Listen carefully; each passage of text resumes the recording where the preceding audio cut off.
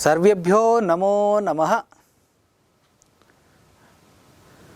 मम नाम डॉक्टर लुनेश कुमार वर्मा, व्याख्याता, शासकीय उच्चतर माध्यमिक विद्यालय छछानपरी, जिला रायपुर मध्ये अहम पदस्थोस्मि। अद्य वयं पठामः दशम्यां कक्षायाः संस्कृत विषयम्। प्यारे बच्चों, आज हम जिस पाठ का अध्ययन करने जा रहे हैं उसका शीर्षक है अभ्यर्थना। अभ्यर्थना का तात्पर्य होता है प्रार्थना या मंगल कामना। इस पाठ में हम देव स्तुति भी देखेंगे, मंगल कामना भी देखेंगे और भारतीय संस्कृति का जो मूल तत्व है सर्वे भवन्तु सुखिनः, अर्थात संपूर्ण जगत के कल्याण की कामना, इन सारी चीज़ों को समेटे हुए हमारा यह जो पाठ है और उस पाठ का शीर्षक है वो है अभ्यर्थना। अभ्यर्थना यह जो शब्द बना है यह दो शब्दों से मिलकर बना है, अभि धन अर्थना।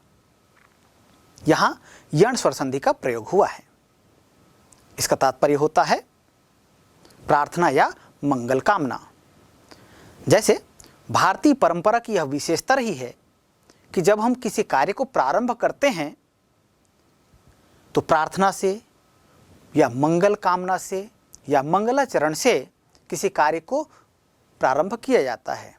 उसी तरह से हम आज यह जो अध्ययन करने जा रहे हैं कक्षा 10वीं संस्कृत, तो इसका प्रारंभिक अंश आप देख पा रहे हैं पुस्तक में। प्रारंभिक अंश ही है अभ्यर्थना अर्थात मंगल कामना, मंगलाचरण।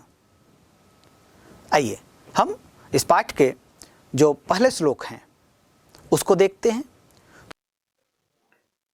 प्यारे बच्चों, आइए अभ्यर्थना यह जो पाठांश है इसको हम एक बार सुनते हैं।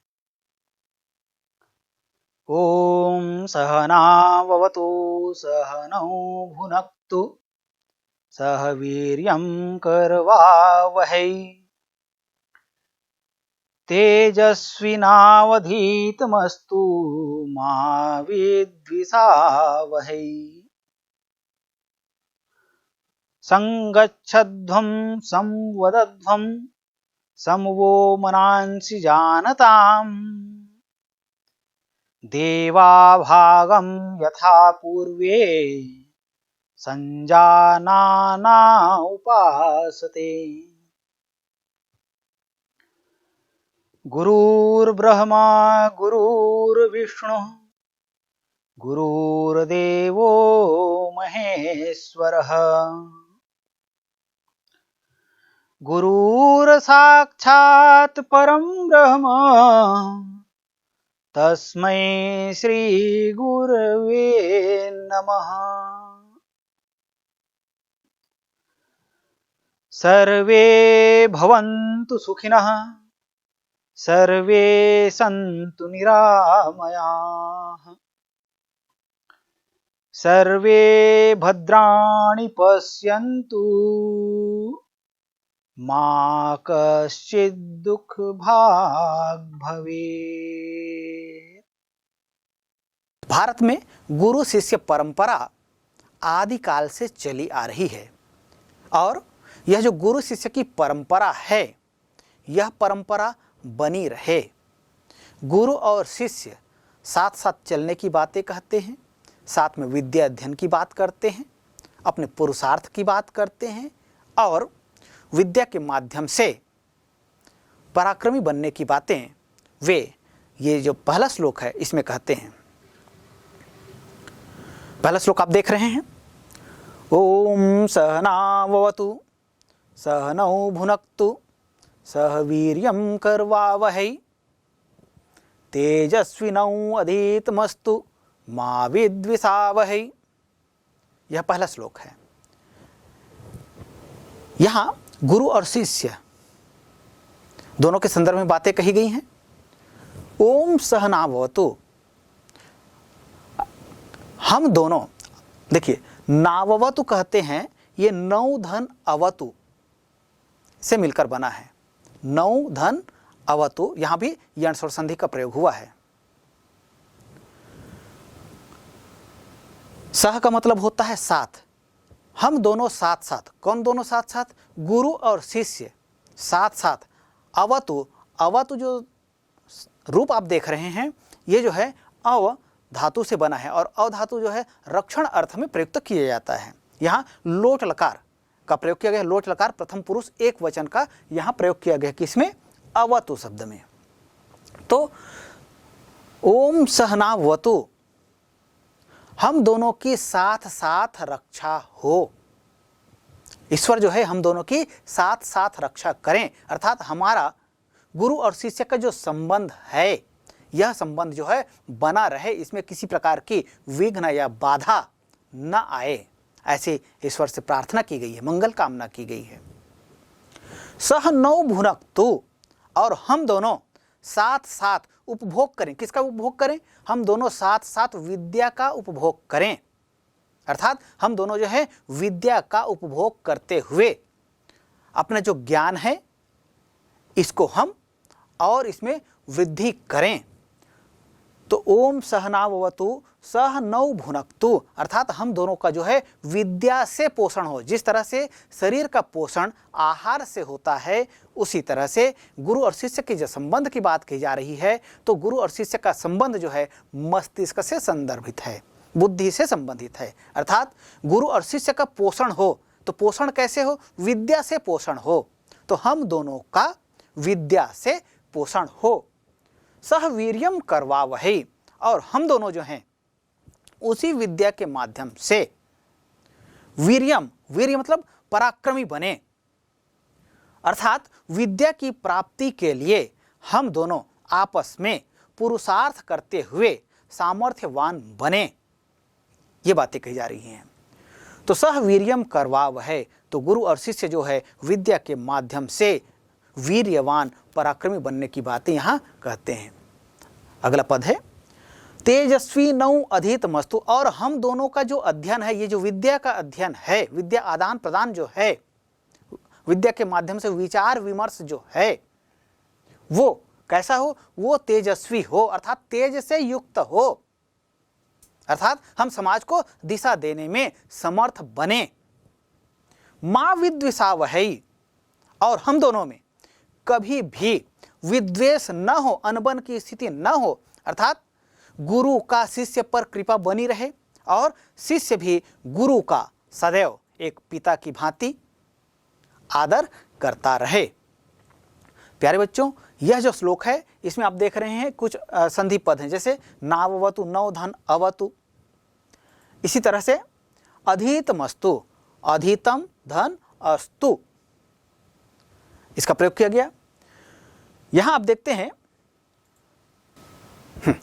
तो यहां जो नौ का प्रयोग किया गया है, नाववतु में नौ का प्रयोग किया गया है, उसके अलावा सह नौ भुनक्तु कहते हैं। ये नौ कहां से आया है? नौ जो यह शब्द है, यह शब्द जो है मूल शब्द है इसका अस्मद। अस्मद मतलब होता है मैं। इसका जैसे कारक रचना आप जानते हैं, शब्द रूप जानते हैं, उसमें आप देखते हैं तो अस्मद का जब शब्द रूप चलता है, प्रथम व्यक्ति में रूप बनता है अहम आवाम वयम, इसके बाद फिर अगली पंक्ति में जैसे जाते हैं द्वितीय विभक्ति में आते हैं, तब वहां आप देखते हैं प्रथम विभक्ति अहम आवाम वयम, द्वितीय विभक्ति अहम आवाम वयम, माम मा आवाम नौ अस्मान नह। तो नौ जो यह प्रयुक्त किया गया है यह द्वितीय विभक्ति में प्रयुक्त होता है, चतुर्थी में भी प्रयुक्त होता है और षष्ठी विभक्ति में भी प्रयुक्त होता है। और नौ यह द्विवचन का है, अर्थात हम दोनों, इस अर्थ में यह प्रयुक्त होता है। तो यहां नौ का अर्थ क्या हुआ? हम दोनों। हम दोनों कौन दोनों? गुरु और शिष्य दोनों की बातें कही गई हैं। तो ओम सहनावतु, हे ईश्वर हम दोनों गुरु और शिष्य की रक्षा करो। सह नौ भुनक्तु, और हम दोनों का विद्या से भली भांति पोषण करो।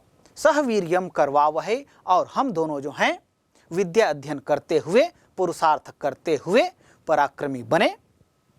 तेजस्वी नौ अधीतमस्तु, और हम दोनों का जो अध्ययन है वो कैसा हो, वो तेज से युक्त हो।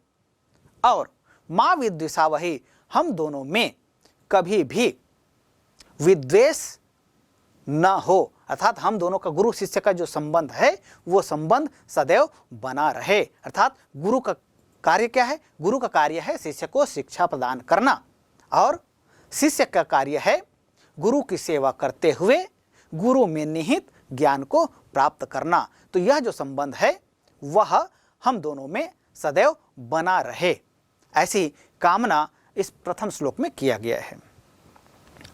अब आगे देखते हैं, अगला श्लोक है संगच्छध्वं संवदध्वं, संगच्छध्वं संवदध्वं संवो मनांसि जानताम, देवा भागम यथा पूर्वे संजानाना उपासते।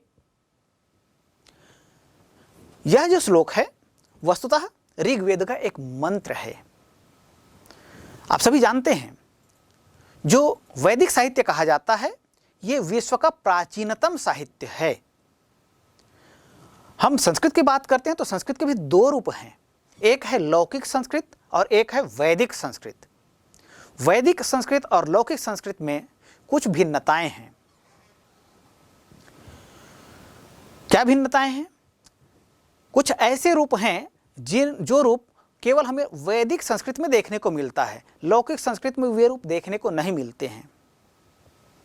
8वीं शताब्दी में जब महर्षि पाणिनि हुए थे और उनके द्वारा अष्टाध्यायी नामक संस्कृत का एक व्याकरणबद्ध परिनिष्ठित ग्रंथ जो लिखा गया, तब से वेदों में जो रूप प्रयुक्त होते थे उन रूपों पर बंधन लग गया। उन रूपों का प्रयोग फिर बाद के जो ग्रंथ लिखे गए उनमें देखने को नहीं मिलते हैं, तो वे ग्रंथ लौकिक ग्रंथ कहलाते हैं। तो महर्षि पाणिनि से पूर्व जो वेद लिखे गए थे, ये जिस भाषा में लिखे गए हैं वे वैदिक संस्कृत कहलाते हैं, और पाणिनि के पश्चात जो साहित्य लिखे गए वे लौकिक साहित्य कहते हैं। तो कुछ संस्कृत में धातुओं का महत्वपूर्ण स्थान है। धातुओं में महर्षि पाणिनि ने दो व्यवस्थाएं की हैं। कुछ धातुओं को उन्होंने परस्मैपदी कहा और कुछ धातुओं को उन्होंने आत्मनेपदी धातुएं कहा। लेकिन फिर भी कुछ धातुएं ऐसी थी जिनका प्रयोग परस्मैपद में भी किया जाता था और आत्मनेपद में भी किया जाता था, इसलिए उन धातुओं को उभयपदी नाम दिया गया और उनका प्रयोग आज भी परस्मैपद और आत्मनेपद दोनों में होता है। तो यहाँ यह जो श्लोक आया है, यह जो मंत्र आया है, इसमें आप देख रहे हैं पहला ही शब्द है संगच्छध्वम और द्वितीय शब्द है संवदध्वम। इसमें जो प्रयुक्त मूल धातु है वो है गम और वद। ये महर्षि पाणिनि के द्वारा जो अष्टाध्यायी ग्रंथ लिखा गया है उसमें इसको परस्मै पद की संज्ञा दी गई है। अर्थात अब महर्षि पाणिनि के पश्चात जो ग्रंथ लिखे जा रहे हैं लौकिक संस्कृत, उसमें इसका रूप केवल और केवल परस्मै पद में देखने को मिलता है। लेकिन चूंकि यह जो श्लोक है यह वेद से लिया गया है, ऋग्वेद से लिया गया है, और वैदिक संस्कृत में उन धातुओं का आत्मनेपद और परस्मै पद दोनों में प्रयोग होता था। इसलिए यहाँ जो आप प्रथम शब्द देख रहे हैं संगच्छध्वम और संवदध्वम, यहाँ आत्मनेपदी प्रत्यय का प्रयोग किया गया है। सम धन गच्छध्वम, सम उपसर्ग है और गच्छध्वम यह रूप कैसे बना है? यह रूप बनता है गम धातु, इसका प्रयोग जो है आत्मनेपद में हुआ है और लोट लकार मध्यम पुरुष का यह रूप है। तो चलिए अब हम इसके अर्थ को देखते हैं। बहुवचन का रूप है गच्छध्वम, कैसे बनाइए? गम धातु आत्मनेपद में इसका प्रयोग हुआ है, लोट लकार मध्यम पुरुष बहुवचन का यह रूप है। इसी तरह से संवदध्वम, सम उपसर्ग है, वद धातु है, आत्मनेपद में इसका प्रयोग हुआ है। लोट लकार मध्यम पुरुष और बहुवचन का यह रूप है। तो संगच्छध्वम संवदध्वम, तो यहां उपदेश दिया गया है। क्या उपदेश दिया गया है कि हे मनुष्यों, संगच्छध्वम, तुम लोग साथ साथ मिलकर चलो। संवदध्वम, और साथ साथ मिलकर आपस में बातचीत करते हुए अपने समाज को, देश को आगे बढ़ाओ। तो संगच्छध्वम, तुम लोग साथ साथ मिलकर चलो और आपस में मिलकर बातें करो। समवो मनांसि जानताम, और तुम्हारे मन, देखिए वो शब्द का प्रयोग है सम वो शब्द कैसे बनता है? वो शब्द बना है युष्मद से, तो इसका रूप बनता है त्वम युवाम यूयम, त्वाम त्वा, युवाम वाम, युष्मान वह। तो वह जो रूप बनता है यह द्वितीय विभक्ति, चतुर्थी विभक्ति और षष्ठी विभक्ति बहुवचन में इसका रूप बनता है।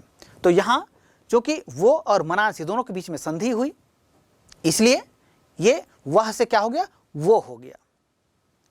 तो सम वो मनांसि जानताम, मनांसि जैसे कहते हैं, ये इसका मूल शब्द है मनस, पुल्लिंग का यह रूप है, और प्रथम विभक्ति और द्वितीय विभक्ति में दोनों का चूंकि नपुंसक लिंग है, इसलिए प्रथम विभक्ति और द्वितीय विभक्ति में इसका रूप जो है एक जैसा चलता है।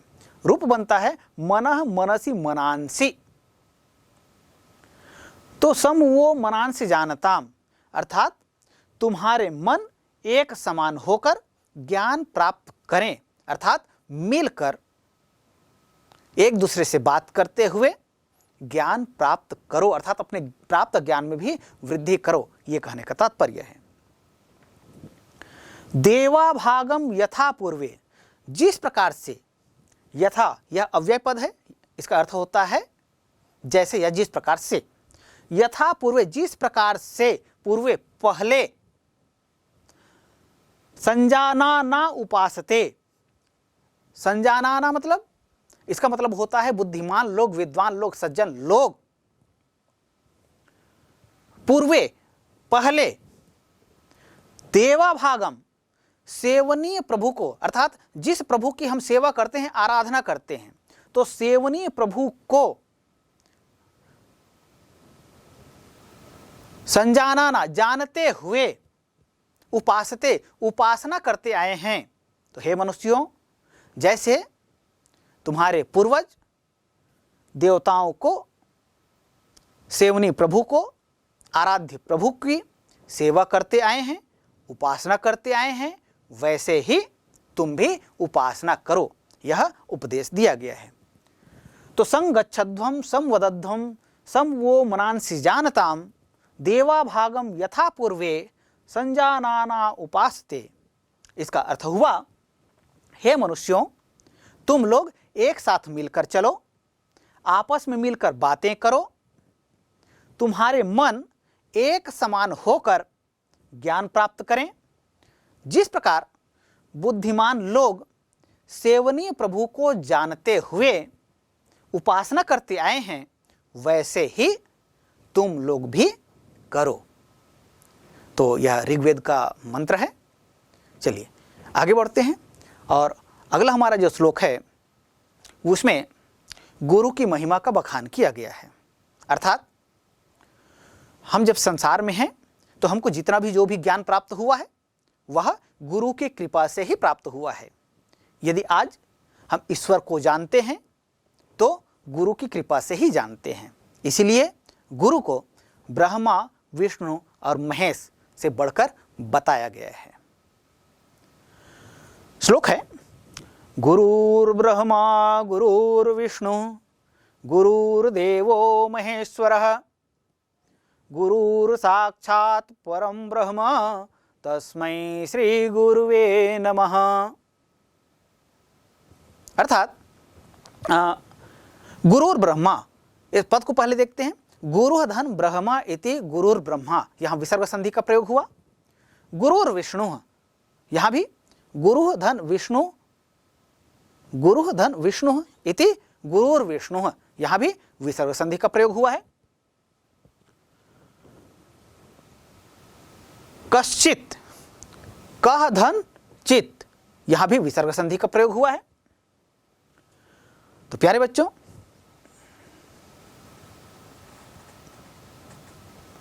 गुरुर्देवो महेश्वरः, गुरुः धन देवः धन महेश्वरः, यहां पर गुरु धन देवः विसर्ग संधि, देवः धन महेश्वरः विसर्ग संधि। गुरुर साक्षात, गुरु धन साक्षात, यहां भी विसर्ग संधि का प्रयोग हुआ है। और तस्मै, तस्मै का मूल शब्द है तद, इसका मतलब होता है वह, और ये पुल्लिंग चतुर्थी भक्ति एक वचन का प्रयोग रूप है, इसलिए इसका अर्थ होता है उसके लिए। गुरुवे, गुरु शब्द चतुर्थी भक्ति एक वचन का यह रूप है। गुरुवे गुरुभ्याम गुरुभ्यः, यह रूप बनता है। तो आइए अब यह जो श्लोक है इसका अर्थ देखते हैं। गुरुर ब्रह्मा, गुरुर ब्रह्मा अर्थात गुरु ही ब्रह्मा हैं, ब्रह्मा जी हैं। गुरुर विष्णु है, और गुरु ही विष्णु जी हैं। गुरुर देवो महेश्वरः, गुरु ही साक्षात महेश्वर हैं। गुरु साक्षात परम ब्रह्म, गुरु जो है साक्षात परम ब्रह्म हैं। तस्मै श्री गुरुवे नमः, उस गुरु के लिए, कौन से गुरु के लिए? वो गुरु जो ब्रह्मा का रूप है, वो गुरु जो विष्णु का रूप है, वो गुरु जो महेश्वर का रूप है। अर्थात गुरु जो है कैसे हैं? ये साक्षात परम ब्रह्म हैं। तस्मै श्री गुरुवे नमः, ऐसे उस गुरु को मैं प्रणाम करता हूँ, उसको मेरा बारंबार नमन है।